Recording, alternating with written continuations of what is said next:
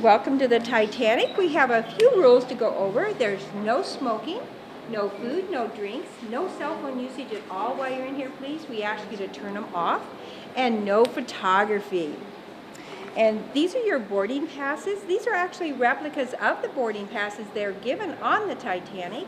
And on the back, you're going to find a passenger that was on the Titanic and a little bit about them. And in the very last room, we have a memorial wall.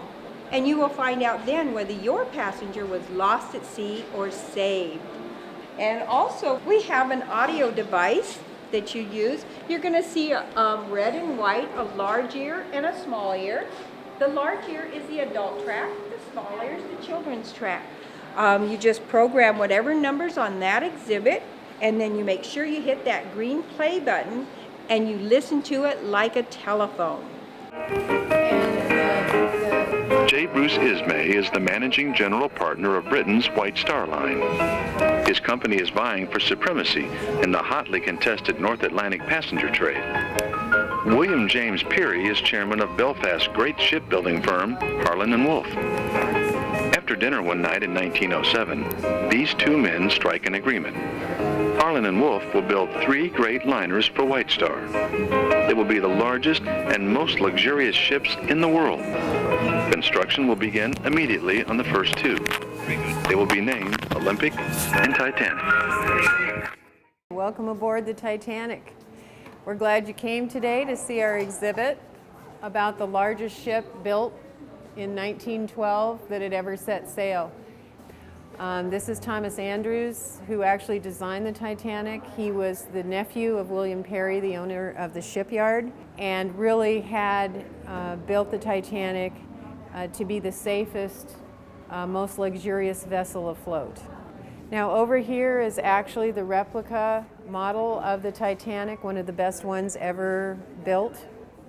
And it shows the fact that the Titanic only had 20 lifeboats, even though it was originally designed to have 48. Bruce Ismay, who was the managing director of the White Star Line, decided he didn't need the extra lifeboats that would add extra weight to the ship and mean that he had to buy more coal to power it through the North Atlantic. So as a result, the Titanic only had 20 lifeboats that held 1,178 people fully loaded, which was less than half of the number of people on board that night. As we go through the rest of the exhibit, you can actually see recreations of the passageways aboard the Titanic. They were painted white enamel and had nice handrails, so in case the ship was in rough waters. One of the most interesting things from the bottom is the toothpaste that was given away to first and second class passengers as a gift. That the White Star Line wanted to be seen as being up on technology. And this was the first time any flavoring had been added to toothpaste, and so they gave it away to their first and second class passengers so they would be impressed with how much the White Star knew about what was going on in the area of technology and science. Now these are actual recreations of the third class passenger bunks. They separated the men from the women and children. The blankets have been recreated from the design that was actually used on board Titanic.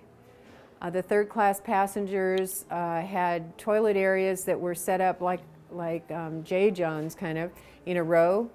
Some for men, some for women. All the toilets for third class were made out of iron, and they were all self-flushing because the White Star Line believed most of the passengers in third class wouldn't know how to operate a flushing toilet. So they just eliminated any problems they might have experienced by making them self-flushing.